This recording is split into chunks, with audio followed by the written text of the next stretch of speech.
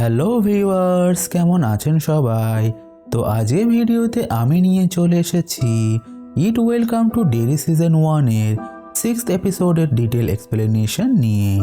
আশা করছি এই ভিডিওটা আপনাদের ভালো লাগবে, তাই ভিডিওটাকে সম্পূর্ণ দেখার অনুরোধ করছি। এছাড়া এর আগের ভিডিওতে আমি অলরেডি আগের এপিসোডগুলোকে এক্সপ্লেন করে রেখেছি। যদি এখনও সেগুলোকে না দেখে থাকেন তাহলে ডেসক্রিপশন ও আই বাটনে থাকা লিঙ্কে ক্লিক করে সেগুলোকে দেখে নিন। এছাড়া চ্যানেলটিতে প্রথম এসে থাকলে এখনই চ্যানেলটিকে সাবস্ক্রাইব করে দিয়ে পাশে থাকা বেল আইকনটিকে প্রেস করে দিন। তাহলে চলুন আর বেশি কথা না বাড়িয়ে ভিডিওটি শুরু করা যাক।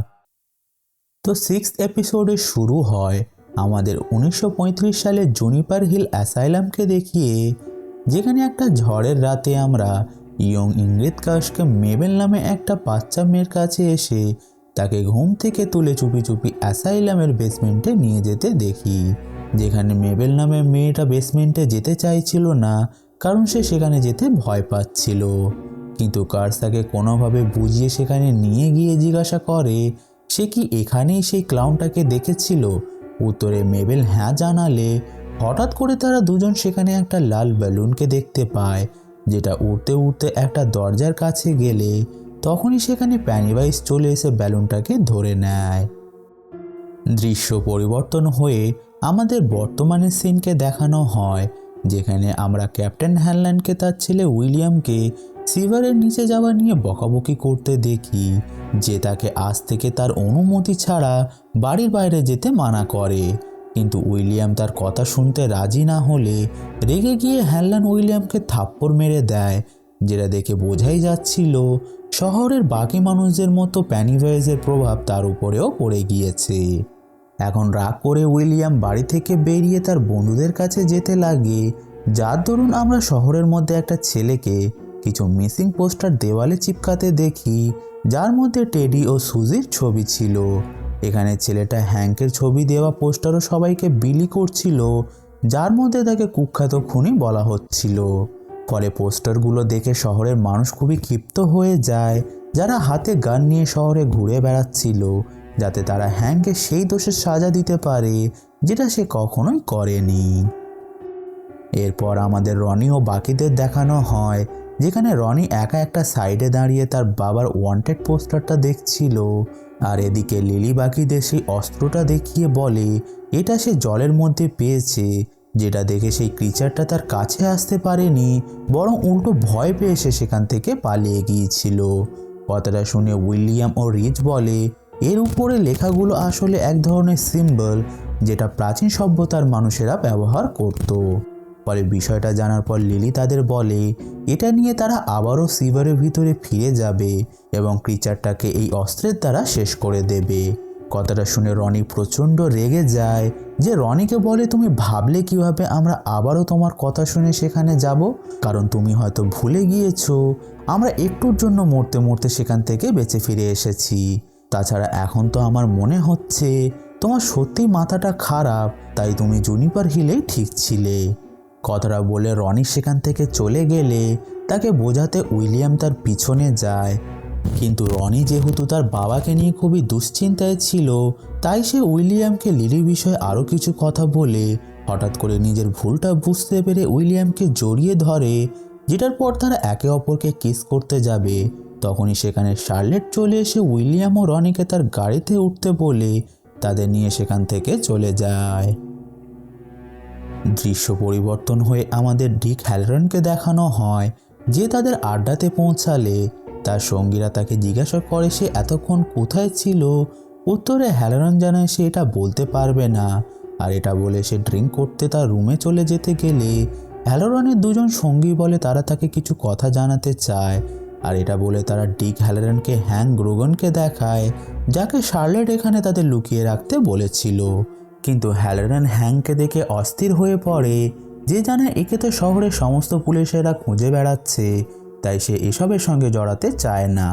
আর এটা বলে সে সেখান থেকে চলে যেতে গেলে তখনই সেখানে শার্লেটের সঙ্গে রনি ও উইলিয়াম চলে আসে, যেখানে হ্যাংক তার মেয়ে রনিকে দেখে খুশিতে তাকে জড়িয়ে ধরে জানায় খুব তাড়াতাড়ি সব কিছু ঠিক হয়ে যাবে, তাই এখন থেকে তারা আপাতত এখানেই থাকবে। কথাটা শুনে রনি জিজ্ঞাসা করে সে এখানে কিভাবে পৌঁছালো। উত্তরে হ্যাং জানায় তার একটা বন্ধু মিসেস হ্যানল্যান্ড মানে শার্লেটকে তার কথা জানালে মিসেস হ্যানল্যান্ডই তাকে এখানে নিয়ে এসেছে, যে খুব তাড়াতাড়ি তাদের শহর থেকে দূরে নিয়ে যাওয়ার ব্যবস্থা করে দেবে। অন্যদিকে একই সময় আমরা ভিউইং ডেকের মধ্যে মার্চকে দেখতে পাই যে তার চোখে ড্রেসিং করতে যাবে। তখনই সেখানে রিচ চলে আসে, যে মার্চকে জিজ্ঞাসা করে সে কি করছে। উত্তরে মার্চ জানায় সে তার চোখে ড্রেসিং করতে যাচ্ছিল, কিন্তু কোনোভাবেই সে তার ব্যান্ডেজটা খুলতে পারছে না। তাই রিচ তাকে সাহায্য করে, যেটাতে মার্চ খুবই খুশি হয়। তখনই কথায় কথায় রিচ মার্চকে জানায় সকালে রনি লিলির সঙ্গে যেটা করলো সে সেটা ঠিক করলো না, কারণ আমরা যদি নিজেদের মধ্যেই ঝামেলা করে একা একা থাকতে শুরু করি তাহলে ক্রিচারটা আরও বেশি সুযোগ পাবে আমাদের উপর আক্রমণ করার। তাই বুদ্ধিমানের কাজ এটাই হবে যে আমরা সকলে একসঙ্গে মিলেমিশে থাকি। আর এটা বলে সে আবারও কাগজের প্লেনটাকে ওড়ালে সেটা পুনরায় কিছুটা উপরে গিয়ে নিচে নালার ভিতরে চলে যায়, যেটা সিগনিফাই করে যে এই শহরে একবার কেউ প্রবেশ করলে সে পেনিওয়াইজের জাল থেকে বার হতে পারে না। এরপর আমাদের ডিক হ্যালারনকে দেখানো হয় যে তার রুমে বসেছিল। ঠিক তখনই তার সঙ্গে দেখা করতে ক্যাপ্টেন হ্যানল্যান্ড চলে আসে, যে হ্যালারনকে জানায় জেনারেল শয়ের নতুন অর্ডার এসেছে যে সৈনিকরা মরুক বা বাঁচুক তাদের সেই পিলার্সগুলো খুঁজে বার করতেই হবে। কথাটা শুনে হ্যালারন জানায় যদি সে জেনারেলের জায়গায় থাকতো তাহলে সে অনেক আগে কাজটা বন্ধ করে দিত। যেটা শুনে হ্যালারন জিজ্ঞাসা করে সেই দিন সিভারের মধ্যে তার সঙ্গে কি হয়েছিল। উত্তরে হ্যালারন জানায় তারা সেই দিন ক্রিচারটাকে চটিয়ে ফেলেছে, যার জন্য এইগুলো ঘটেছে।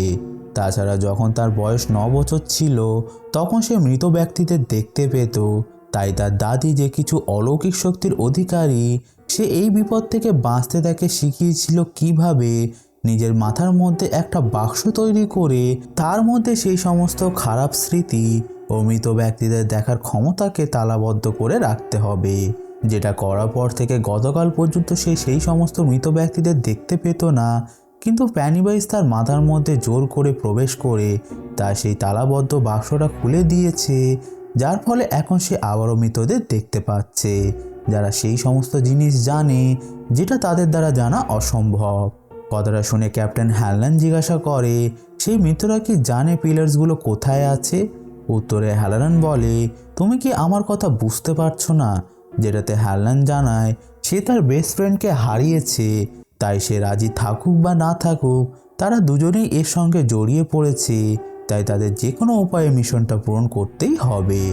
কিন্তু কথাটা শুনে হ্যালারন প্রচণ্ড রেগে যায় যে ক্যাপ্টেনকে সেখান থেকে চলে যেতে বললে।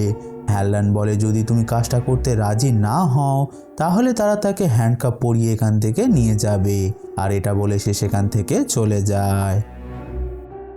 এখন বাড়ি ফিরে হ্যানল্যান্ড তার স্ত্রী শার্লেটের কাছে তার ব্যবহারের জন্য ক্ষমা চেয়ে নিজেদের মধ্যে ঝামেলা মেটানোর চেষ্টা করতে গেলে প্রথমে শার্লেট তাকে ক্ষমা করে দিয়ে জড়িয়ে ধরে, কিন্তু হ্যানল্যান্ড আবার তার কাজের কথা বললে শার্লেট রেগে গিয়ে হ্যানল্যান্ডকে জিজ্ঞাসা করে সে কেন তাদের এই শহরে নিয়ে এসেছে এটা জানা সত্ত্বেও যে এই শহরে একটা ক্রিচার বন্দি আছে।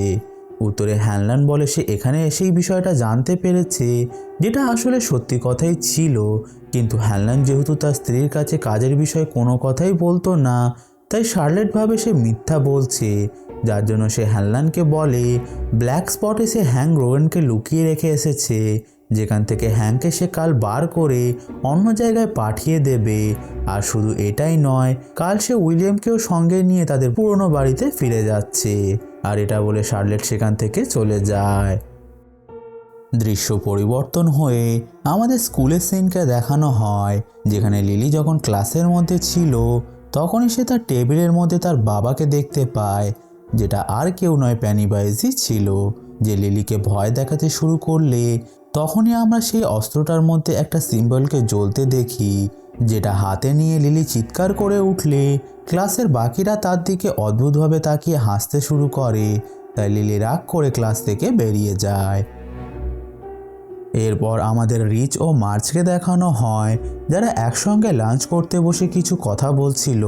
তখনই রিচ মার্চকে জানায় রনি তার বাবা হ্যাংকের সঙ্গে একটা হাইড আউটে লুকিয়ে আছে, যাদের উইলিয়ামের মা কাল সেখান থেকে বার করে নিয়ে অন্য কোথাও নিয়ে চলে যাবে, যার জন্য সে স্কুলে আসেনি। আর এটা বলে সে তার ব্যাগ থেকে একটা পাইরেট আই প্যাচ বার করে মার্চকে উপহার দেয়, যেটা পেয়ে মার্চ খুবই খুশি হয়, কারণ সে ছোটবেলা থেকেই একটা পাইরেট হতে চাইছিল। এখানে মার্চের চোখ মুখ দেখে আমরা বুঝতে পারি সে ধীরে ধীরে রিচকে পছন্দ করতে শুরু করেছে, যেটা এক পক্ষে ভালোই ছিল, কারণ রিচ তো প্রথম থেকেই তাকে পছন্দ করে। তখনই সেখানে প্যাটি ও তার বাকি বন্ধুরা এসে মার্চকে তাদের সঙ্গে লাঞ্চ করার প্রস্তাব দেয়, যাতে তারা রনি ও বাকিদের বিষয়ে গসিপ করতে পারে। কিন্তু এতদিনে মার্চ বুঝে গিয়েছিল তার আসল বন্ধু কারা, তাই সে নিজের আহত চোখ দেখিয়ে তাদের ভয় দেখায়, যেটাতে ভয় পেয়ে তারা সেখান থেকে পালিয়ে যায়, যেখানে তাদের মধ্যে একজন তো বমিও করে ফেলে। তাই তাদের দেখে সবাই হাসতে শুরু করলে মার্চ অবশেষে বুঝে যায় যে তার কুল হওয়ার জন্য কোনো গ্রুপে যোগ দিয়ে কারোর ছায়া হয়ে থাকার প্রয়োজন নেই, কারণ এতদিন তো সে প্যাটি গ্রুপে এক প্রকার জোর করেই যুক্ত হতে চাইছিল। এখন স্কুল শেষে রিচ, মার্চ, উইলিয়াম একসঙ্গে মিলে রনির সঙ্গে দেখা করতে যায়, যেখানে পৌঁছে তারা লক্ষ্য করে ডি খেলারানদের আড্ডা এখন একটা ক্লাবে পরিণত হয়েছে, যেখানে ব্ল্যাক মানুষেরা এসে আড্ডা দিচ্ছে, গল্প গুজব করছে, কারণ শহরের মানুষেরা যেহেতু তাদের পছন্দ করতো না, তাই তারা এই জায়গাটাকেই বেছে নিয়েছিল। এখন তারা তিনজন রনির সঙ্গে দেখা করলে দৃশ্য পরিবর্তন হয়ে আমাদের লিলিকে দেখানো হয়, যে স্কুল থেকে বেরিয়ে সোজা ইনগ্রিড কার্সের বাড়িতে চলে আসে, যে দরজায় নক করতে গিয়ে লক্ষ্য করে বাড়ির দরজা আগে থেকেই খোলা ছিল, তাই সে সেটা খুলে বাড়ির ভিতরে চলে যায়, যেখানে মিসেস কার্সকে খুঁজতে খুঁজতে লিলি অ্যাটিক রুমে চলে আসে, যেখানে একটা অ্যালবাম রাখা ছিল, যেটা খুলে সে তার মধ্যে ইনগ্রিড কার্সের পুরনো কিছু ছবির সঙ্গে তার বাবা বব গ্রের ছবিকে লক্ষ্য করে, যেটা দেখে লিলি একটু অবাক হয়ে মনে মনে করে যে এই লোকটাকে কোথাও তো সে দেখেছে। কিন্তু তখনই সেখানে মিসেস কার্স চলে আসে, যে প্রথমে তো লিলিকে সেখানে দেখে অবাক হয়ে যায়, তারপর সে লিলিকে জিজ্ঞাসা করে সে এখানে কি করছে। উত্তরে লিলি জানায় বাড়ির দরজা যেহেতু খোলা ছিল, তাই সে তাকে খুঁজতে খুঁজতে এখানে চলে এসেছে।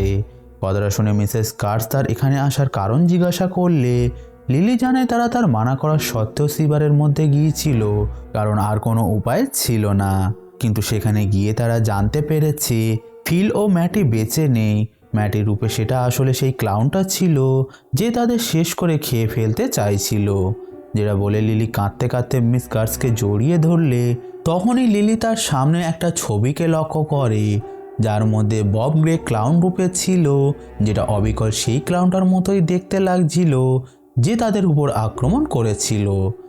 এখন লিলি কিছু বুঝতে পারত, তার আগে মিসেস কার্স আনন্দিত হয়ে বলে আমি জানতাম একমাত্র তুমি এটা করতে পারবে, তুমি তাহলে সত্যিই আমার বাবাকে দেখেছো, যেটাতে সে আনন্দে উৎফুল্ল হয়ে উঠলে প্রথমে তো লিলি কিছু বুঝতে পারে না আসলে হচ্ছেটা কি, কিন্তু পরক্ষণেই সে সেখানে মিসেস কার্সের ক্লাউনের কস্টিউমটা দেখতে পেয়ে যায়, যেটা দেখার পর লিলির কাছে স্পষ্ট হয়ে যায় যে সেই দিন রাতে সেমেট্রিতে আসলে মিসেস কার্সি তাদের পিছু নিয়েছিল, যার জন্য বাকি ছবিগুলো থেকে আত্মাগুলো অদৃশ্য হয়ে গেলেও ক্লাউনটার ছবিটা যেমনকার তেমন ছিল।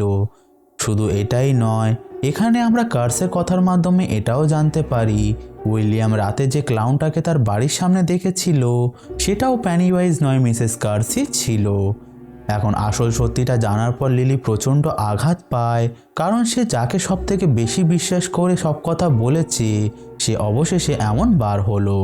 তাছাড়া মিসেস কার্স আসলে তাদের পিছনে এই কারণেই পড়েছিল, কারণ লিলি যখন তাকে ক্লাউনটার কথা জানায় তখন কার্সের এটা স্পষ্ট হয়ে গিয়েছিল যে একমাত্র বাচ্চারাই তাকে দেখতে পায়, তাই সে তার সঙ্গে দেখা করার জন্য এগুলো করেছে। কার্স এটাও জানায় তার বাবা আসলে একজন কার্নিভাল পারফর্মার ছিল, যে নিজেকে প্যানিওয়াইজ দ্য ড্যান্সিং ক্লাউন বলতো, তাই সে তার বাবাকে প্রচণ্ড ভালোবাসে, যাকে তার থেকে কেড়ে নেওয়া হয়।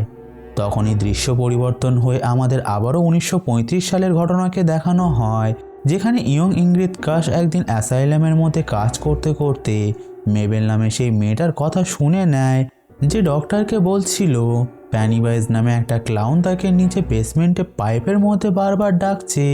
যেখানে প্যানিওয়াইজ নামটা শুনে কার্স বিচলিত হয়ে ওঠে, যার সাথে সাথে দৃশ্য এপিসোডের শুরুতে দেখা সিনে ফিরে আসে, যেখানে পেনিওয়াইজ হঠাৎ করে তাদের দুজনের সামনে চলে এসে মেবেলের হাতে একটা লাল বেলুন দিয়ে বলে, তুমি নিজে তো এসেছো, আবার সঙ্গে একটা বন্দুকেও এনেছো। যেটা বলে সে কার্সের দিকে তাকালে কার্স হঠাৎ তাকে বাবা বলে ডাকে, যেটা শুনে পেনিওয়াইজ এক পলকের জন্য অবাক হয়ে যায়, কিন্তু পরক্ষণেই সে তার বড় বড় দাঁত বার করে মেবেলকে খেতে গেলে ভয় পেয়ে কার্স মেবেলকে সঙ্গে নিয়ে সেখান থেকে পালিয়ে যায়। যেখানে কার্স বার হয়ে গেলেও মেবেল পা পিছলে পড়ে যাওয়ার কারণে সেখান থেকে বার হতে পারে না। তাই সুযোগটাকে কাজে লাগিয়ে পেনিওয়াইজ ভিতর থেকে দরজাটা বন্ধ করে দিয়ে নাচতে নাচতে মেবেলের উপরে ঝাঁপিয়ে পড়ে তাকে খেয়ে নেয়, যেখানে কার্স কিছুই করতে পারে না। ঘটনাটির পর পেনিওয়াইজ কার্সের বাবার রূপ ধারণ করে তার সামনে এসে তাকে ম্যানিপুলেট করে দরজাটা খুলিয়ে নেয়, যেটার পর থেকে কার্স এক প্রকার সাইকো হয়ে যায়, যে পেনিওয়াইজকে নিজের বাবা মনে করে নিয়েছিল, যার ধারণা সেটাই তার বাবা, কিন্তু তার মধ্যে কোনো শয়তানি আত্মা প্রবেশ করাতে সে একটু পাল্টে গিয়েছে, যার জন্য সে এই ধরনের কাজগুলো করছে, যেমন বাচ্চাদের শেষ করে খেয়ে নেওয়া। মানে বুঝতে পারছেন, তার পাগলামি এমন পর্যায়ে চলে গিয়েছে যে সে এই ক্রিচারটাকেই তার বাবা বলে ধারণা করছে, যে লিটারালি তার সামনে একটা জীবন্ত বাচ্চাকে খেয়ে ফেলেছে।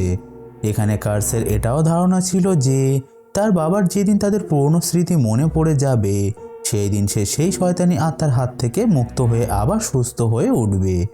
কথাগুলো শুনে লিলি তার থেকে নিজের হাত ছাড়িয়ে দূরে সরে গেলে কার্স বলে, তুমি চাইলে তোমার বাবাও ফিরে আসতে পারে, কিন্তু লিলি যেহেতু বুদ্ধিমান ও সাহসী মেয়ে ছিল, তাই সে বলে আমার বাবা বেঁচে নেই, সে অনেক আগেই মারা গিয়েছে।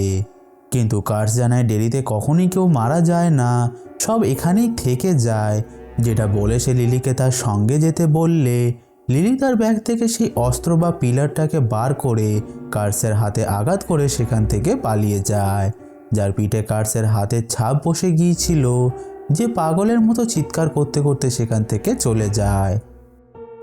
অন্যদিকে একই সময় রনিকে মার্চ, রিচ ও উইলিয়াম মিলে সিভারে যাওয়ার জন্য বোঝাতে লাগে, কিন্তু সে কোনোভাবেই সেখানে ফিরে যেতে রাজি হয় না, যে তার বাবার কাছে চলে গেলে উইলিয়ামও তার পিছনে সেখানে যায় এবং পুনরায় হ্যাঙ্কের সামনে রনিকে বোঝানোর চেষ্টা করে, কিন্তু রনির সঙ্গে হ্যাঙ্কও তাদের সিভারে ফিরে যাওয়াতে রাজি হয় না।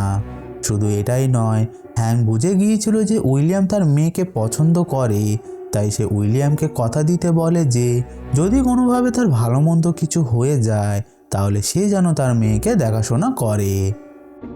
এখন সেই দিন রাতেই আমাদের শহরের মধ্যে উপস্থিত ফ্যালকন নামে একটা ক্লাবকে দেখানো হয়, যেখানে শহরের কিছু লোকজন উপস্থিত ছিল, যারা হ্যাঙ্কের বিষয়ে কথা বলছিল যে সে কোথায় লুকিয়ে থাকতে পারে, যাদের মধ্যে সুজি ও ফিলের বাবাও ছিল, যে শ্মশান যাওয়ার সময় হ্যাঙ্কের উপর আক্রমণ করেছিল। তখনই ক্লাবের মধ্যে পুলিশ চিফ ক্লিন চলে আসে, যে তাদের জানায় সে জানতে পেরে গেছে হ্যাঙ্ক কোথায় লুকিয়ে আছে, কারণ আজকেই তার কাছে একটা অজ্ঞাত মহিলার কল এসেছিল, যে তাকে টিপ দিয়েছে যে হ্যাঙ্ক গ্রোগান কোথায় লুকিয়ে আছে। এখানে আমার ধারণা এই মহিলাটা আর কেউ নয়, ইংরিদ কার্সি ছিল, কারণ সে তার স্বার্থের জন্য সব কিছুই করতে পারে। এখন ক্লিন্টের কথা শুনে সবাই তাকে এখনই গিয়ে হ্যাঙ্ককে গ্রেপ্তার করার কথা বললে ক্লিন্ট জানায় হ্যাঙ্ক গ্রোগান তার হাতের নাগাল থেকে পালিয়ে যাওয়ার কারণে মেয়র তাকে সাসপেন্ড করে দিয়েছে, তাই সে অফিসিয়ালি কিছুই করতে পারবে না। ঠিক তখনই আমাদের আবারও ডিক হ্যালোরনদের আড্ডাকে দেখানো হয়, যেখানে সবাই নাচ গান করে আজকের রাতটাকে এনজয় করছিল। তখনই হ্যালোরনও নেশাগ্রস্ত অবস্থায় তার রুম থেকে বাইরে বেরিয়ে এসে নাচ করতে শুরু করে, কারণ লাউড মিউজিকের মাঝে সে কোনো মৃত ব্যক্তিদের আওয়াজ শুনতে পারবে না। অন্যদিকে একই সময় আমাদের মিসেস কার্সকে দেখানো হয়, যে আবারও তার ক্লাউনের ড্রেসটা পরে তৈরি হচ্ছিল কোথাও যাওয়ার জন্য, যার মানে কিছু না কিছু তো অবশ্যই ঘটতে চলেছে। এদিকে মার্জ ও রিচ সফট ড্রিঙ্ক খেতে গেলে বারটেন্ডার ইচ্ছা করে তাদের ড্রিঙ্কে অ্যালকোহল মিশিয়ে দেয়, যেটা বুঝতে পেরে তারা তাকে জিজ্ঞাসা করে সফট ড্রিঙ্কের স্বাদ এমন অদ্ভুত কেন লাগছে। উত্তরে বারটেন্ডার তাদের মিথ্যা বলে দেয় যে এটা আর্মিদের জন্য স্পেশাল বানানো সফট ড্রিঙ্ক, তাই তাদের এমন মনে হচ্ছে। ফলে আর কিছুই না বলে তারা ড্রিঙ্কটাকে খেয়ে নিলে তাদের দুজনেরই নেশা হয়ে যায়। ফলে একজন এসে রিচকে ড্রাম বাজাতে বললে রিচ রাজি হয়ে ড্রাম বাজাতে শুরু করে, যে খুব সুন্দরভাবেই ড্রাম বাজাচ্ছিল। ফলে বিষয়টা দেখে মার্চ আরও মুগ্ধ হয়ে যায়। ঠিক তখনই হ্যালোরনের একটা সঙ্গী বাইরে একটা মেয়ের সঙ্গে কথা বলছিল, তখনই সেখানে অনেকগুলো গাড়ি করে ফ্যালকন ক্লাবে উপস্থিত সেই লোকগুলো মুখে মাস্ক পরে হাতে গান নিয়ে সেখানে চলে আসে, যেটার সাথে সাথে ষষ্ঠ এপিসোড এখানেই শেষ হয়ে যায়। তো বন্ধুরা, এটাই ছিল ইট ওয়েলকাম টু ডেরি সিজন 1-এর ষষ্ঠ এপিসোডের ডিটেল এক্সপ্লেনেশন। আশা করছি এই ভিডিওটা আপনাদের ভালো লেগেছে। যদি ভালো লেগে থাকে তাহলে ভিডিওটাকে লাইক করুন। সঙ্গে ভিডিওটাকে নিয়ে আপনাদের কোনো প্রশ্ন বা মতামত থাকলে অবশ্যই কমেন্ট করে জানাতে ভুলবেন না। এছাড়া খুব দ্রুতই বাকি এপিসোডগুলোও আসতে চলেছে, তাই এখনও চ্যানেলটিকে সাবস্ক্রাইব না করে থাকলে এখনই সাবস্ক্রাইব করে পাশে থাকা বেল আইকনটিকে প্রেস করে দিন। তাহলে আমি আবারও আসবো এমনই কিছু এক্সপ্লেনেশন নিয়ে। Till then keep watching.